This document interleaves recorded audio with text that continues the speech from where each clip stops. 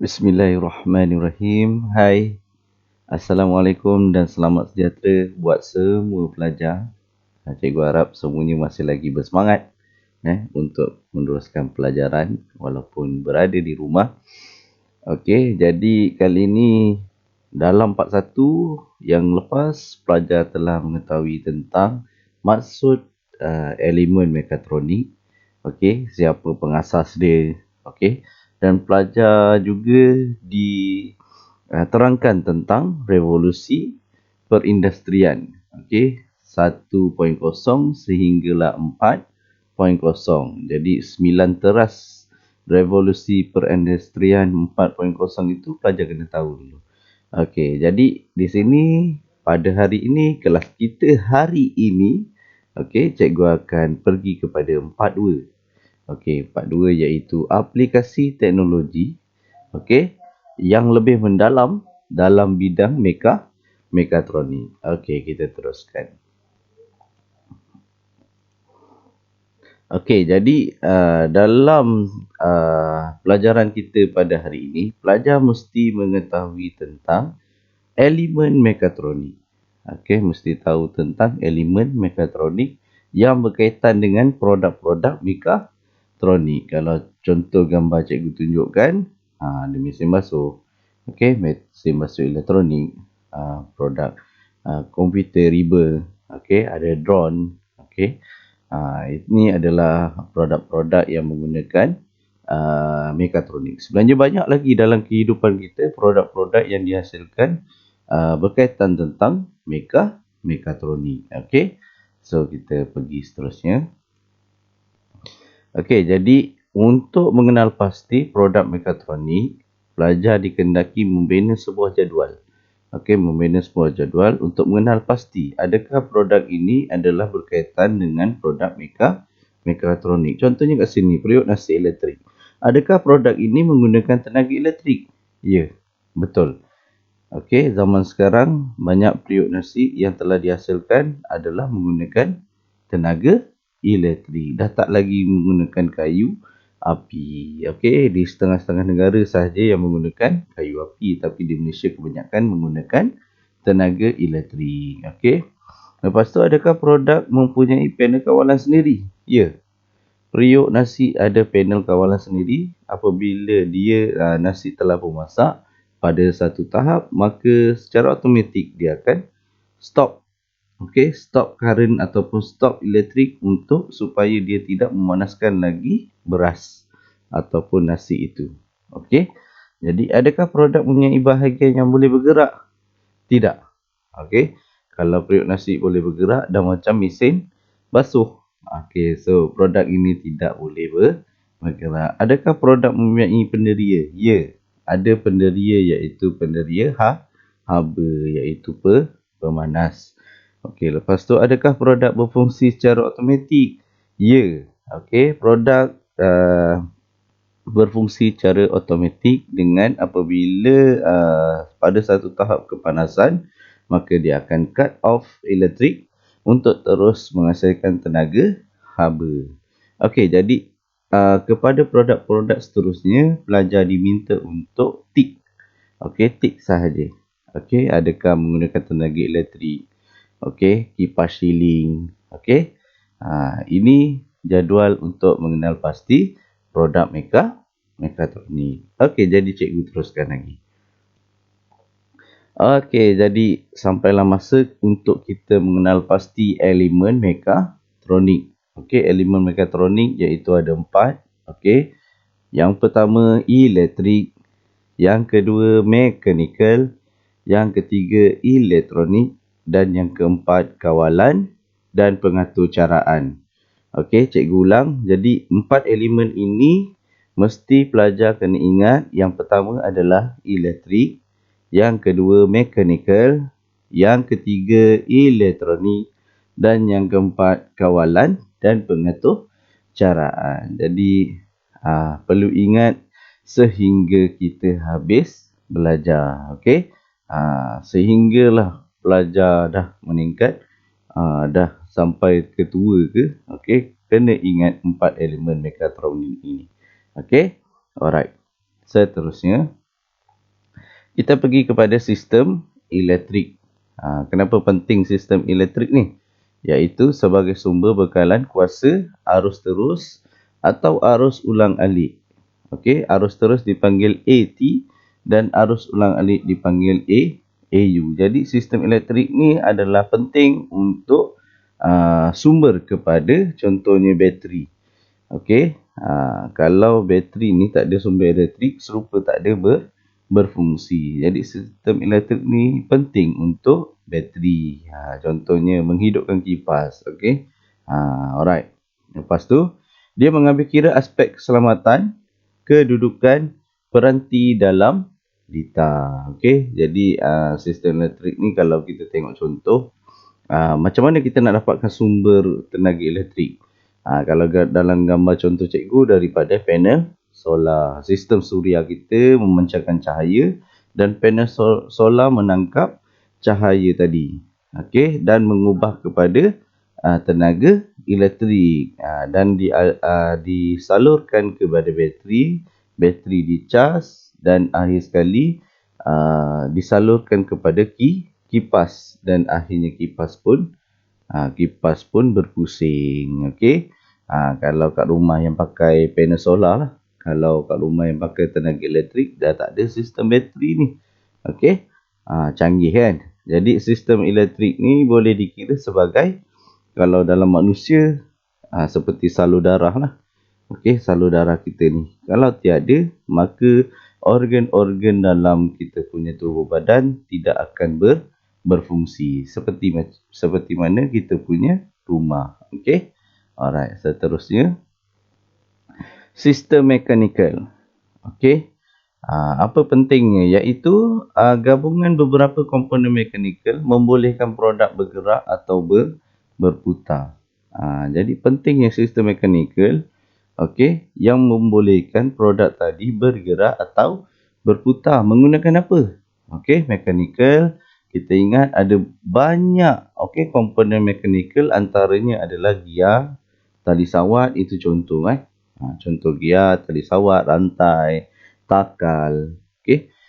Itu contoh yang pelajar pernah belajar pada tingkatan 1 dan 2, jadi tingkatan 3 kena tahu apakah sistem mekanikal ini. Okey, kalau contoh dalam gambar cikgu adalah pemain DVD optik yang digerakkan. Kalau tengok picit saja laptop ayah, pemain DVD terkeluar. Itu digerakkan oleh gear. Okey. Itu adalah sistem mekanikal. Okey, seterusnya adalah sistem elektronik, iaitu susunan dan sambungan fizikal komponen bagi menjalankan operasi sesuatu sistem. Sistem ni sangat penting. Okey, berbanding sistem-sistem yang lain pun, ini adalah satu sistem yang penting, di mana jika tiada sistem ini, maka tiada aturan. Okey, maka tiada komponen yang akan hidup. Okey, contohnya perintang, diod, papan litar, suis, penderia, transistor, kapasitor. Okey, litar bersepandu dan lain.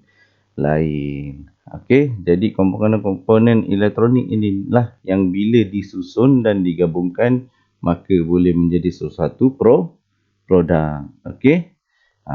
Lepas tu, sistem kawalan dan pengatur caraan. Ini biasa. Sistem kawalan ni, kalau contoh kat sini, pelajar tengok cikgu ada letak board. Okey, gambar-gambar board. Okey, main board yang warna hijau ini, ataupun pelajar boleh tengok kalau ada alat elektronik yang dah rosak, okey, remote ke dan sebagainya, bila pelajar buka, maka pelajar akan lihat papan litar ini.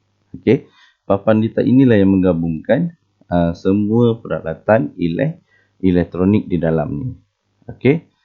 Jadi sistem kawalan dia digunakan untuk mengurus, mengarah atau mengawal atur tindakan. Reka bentuk mekatronik berfungsi secara automatik dengan sempurna. Jadi contoh remote control. Okey, bila tekan TV1 keluar TV1. Bila tekan TV2 keluar TV2. Bila tekan matikan, dia mati.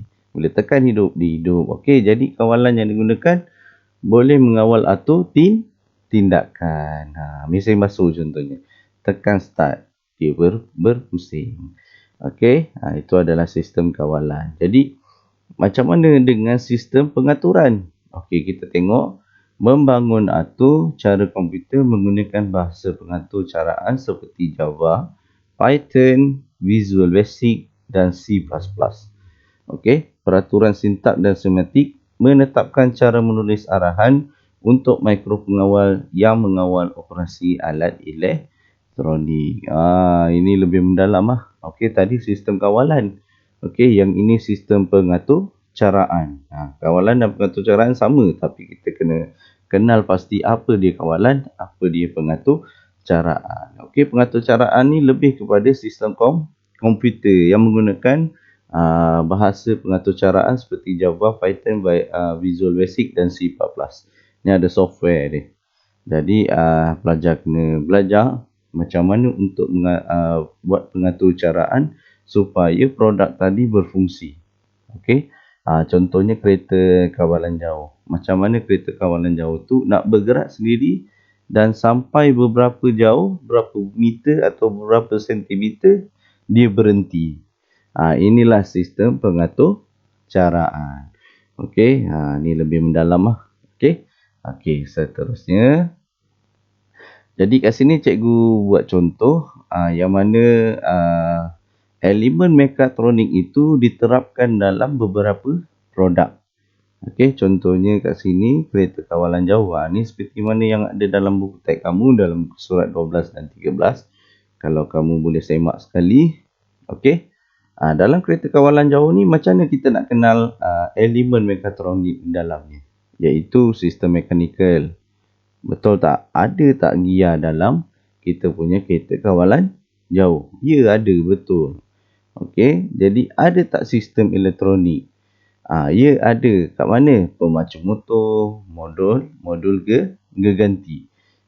Ini dah yang cikgu kata tadi, papan elektronik tadi. Okey.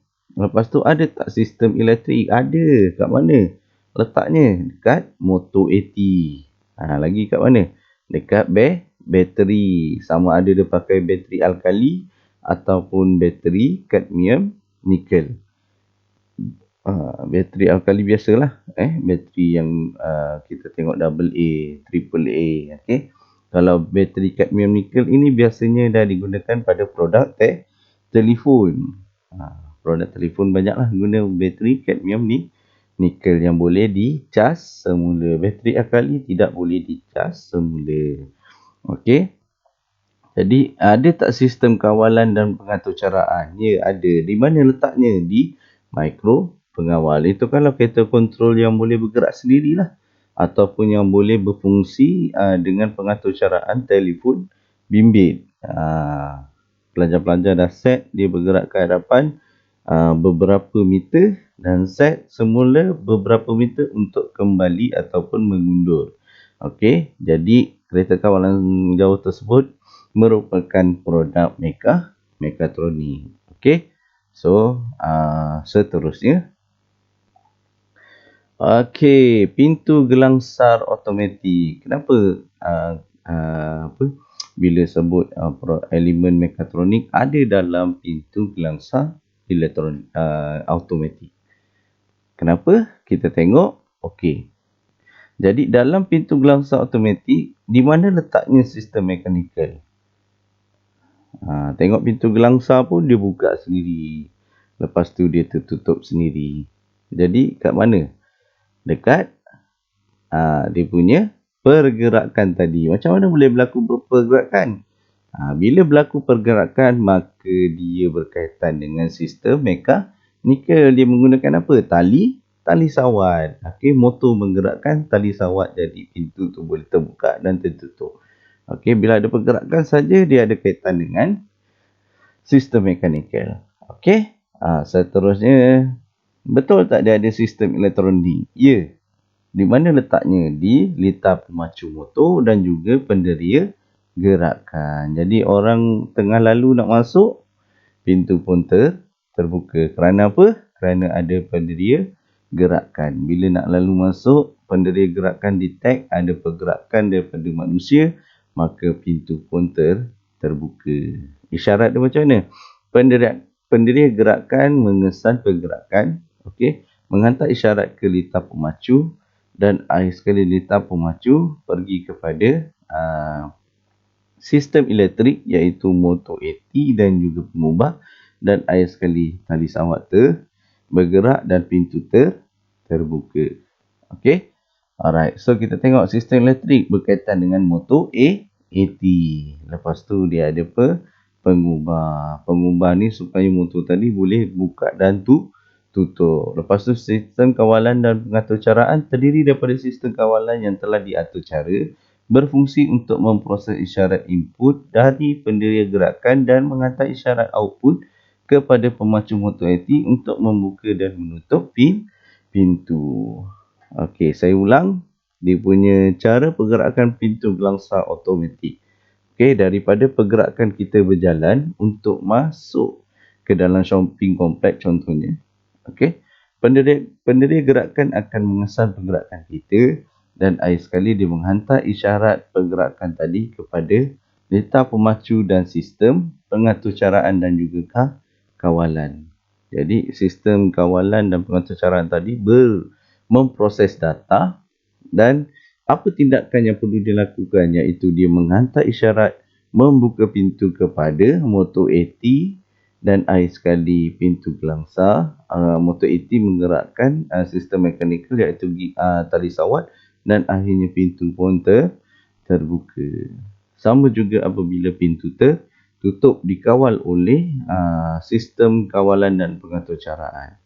Okey, jadi penting kat sini. Okey, 4 elemen tadi penting supaya dia jadi produk mekatronik. Okey, seterusnya. Okey, kita pergi kepada mesin basuh automatik. Okey, macam mana nak terangkan mesin basuh ini merupakan produk mekatronik. Okey, yang pertama kita kenal pasti sistem mekanikal dia.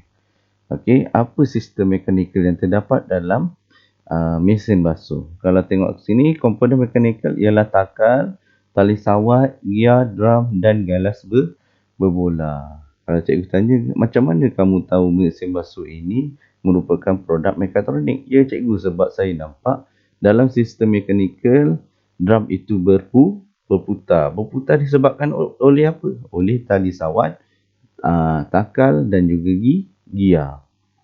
Okey, jadi kamu terangkan macam tu, barulah produk ini dikategorikan sebagai produk mekatronik. Lepas tu kita kenal pasti apakah sistem elektronik dia. Okey, contohnya mana nak tahu dia ada sistem elektronik? Senang cikgu. Kita tengok pada papan ataupun panel kawalan dia yang kita tekan-tekan mode tadi. Okey, nak basuh seluar jeans mode lain. Okey, nak basuh biasa je mode lain. Okey, iaitu butang pada panel kawalan digunakan oleh pengguna untuk memberikan arahan seperti on, off, start, pause dan lain-lain. Antara komponen elektronik ialah kapasitor dan diod pada papan litar bercetak. Okey, jadi kat situ pelajar-pelajar boleh nampak lah. Okey, sistem elektroniknya ada diod, ada kapasitor dan macam-macam lagi komponen elektronik seperti LED untuk menyalakan dia punya contoh kalau ada masa kan, masa tu menggunakan lampu LED.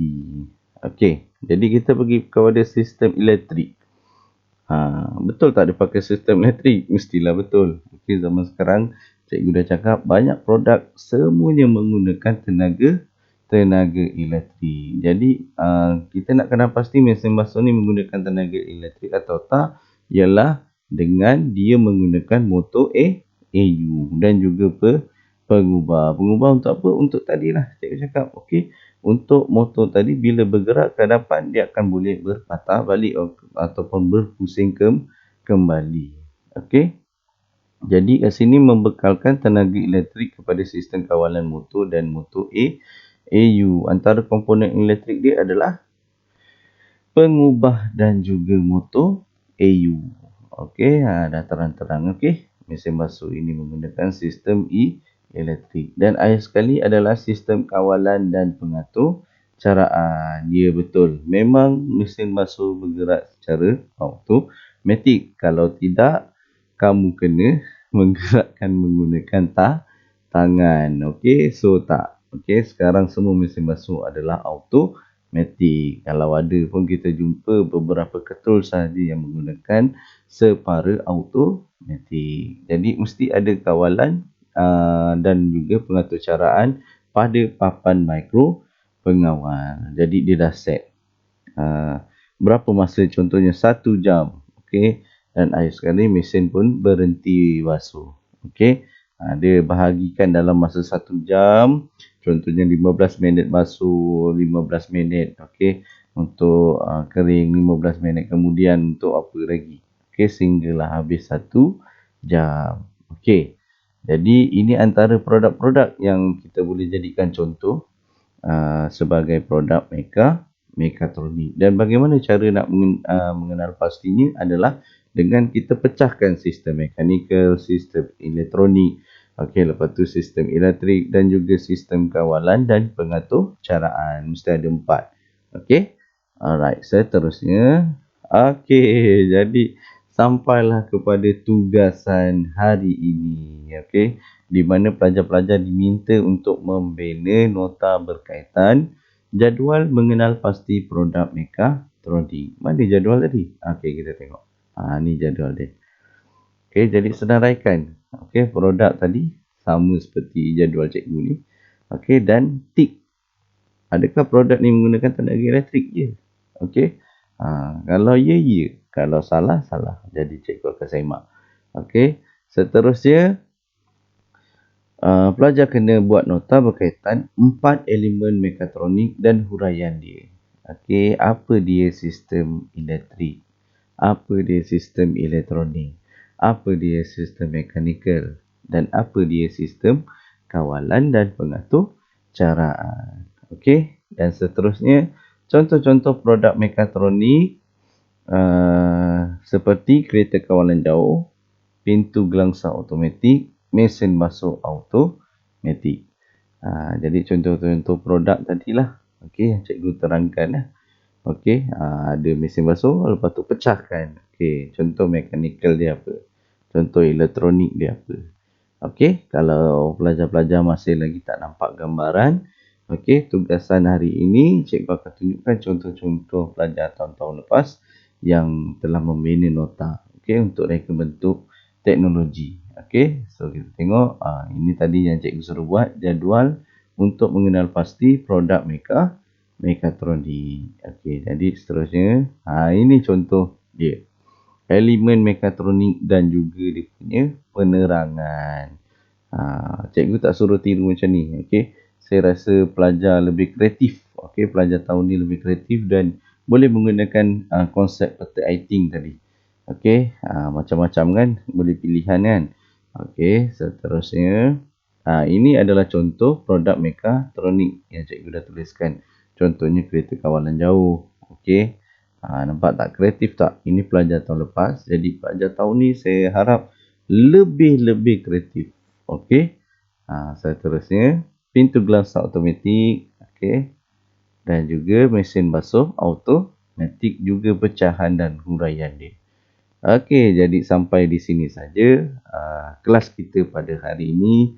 Cikgu harap pelajar dapat menyiapkan tugasan yang telah diberikan dan hantar ke dalam Google Classroom. Okey, seperti link yang cikgu dah send.